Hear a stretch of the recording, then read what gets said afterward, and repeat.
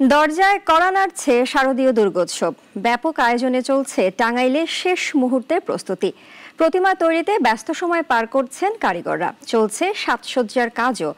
গত বছরের চেয়ে বেড়েছে মণ্ডপের সংখ্যাও। পূজায় নিরাপত্তা নিশ্চিতে কাজ করছে প্রশাসন। আব্দুল্লাহ আল নোমানের রিপোর্ট, জানাচ্ছেন শাশ্বতী সরকার।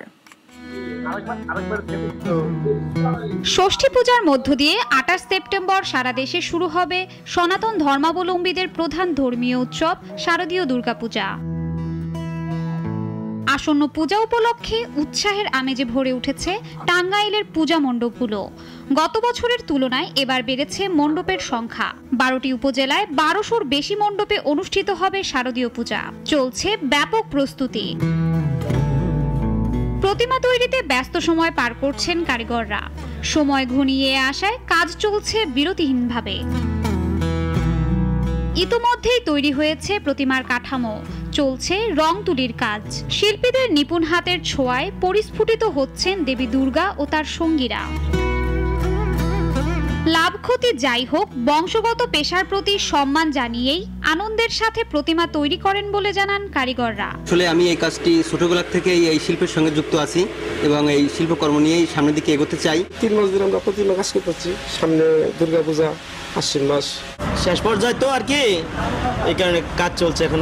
বাপদাদারা করতো আর তাদের থেকে আমরা শিখছি।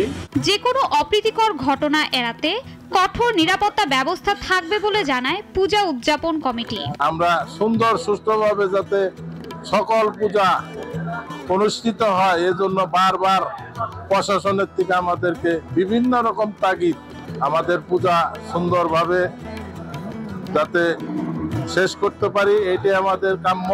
বিশৃঙ্খলা এড়াতে মণ্ডপগুলোয় ৯৫০ আইন শৃঙ্খলা রক্ষাকারী বাহিনীর সদস্য মোতায়েন করা হবে বলে জানান পুলিশ সুপার। এবং টাঙ্গাইল জেলা পুলিশের পক্ষ থেকে আমরা ৯৫০ জেলা পুলিশের সদস্য প্রত্যক্ষভাবে এই দুর্গাপূজাকে উপলক্ষে কিন্তু আমরা কাজ করব। আমাদের অধিক গুরুত্বপূর্ণ কিছু জায়গাগুলোতে আমাদের সরাসরি জেলা পুলিশের সদস্যরা উপস্থিত থাকবেন। প্রতি বছরের মতো এবারও শান্তিপূর্ণভাবে উদযাপন হবে শারদীয় দুর্গোৎসব, এমনটাই প্রত্যাশা সকলের। শাশ্বতী সরকার, নাগরিক।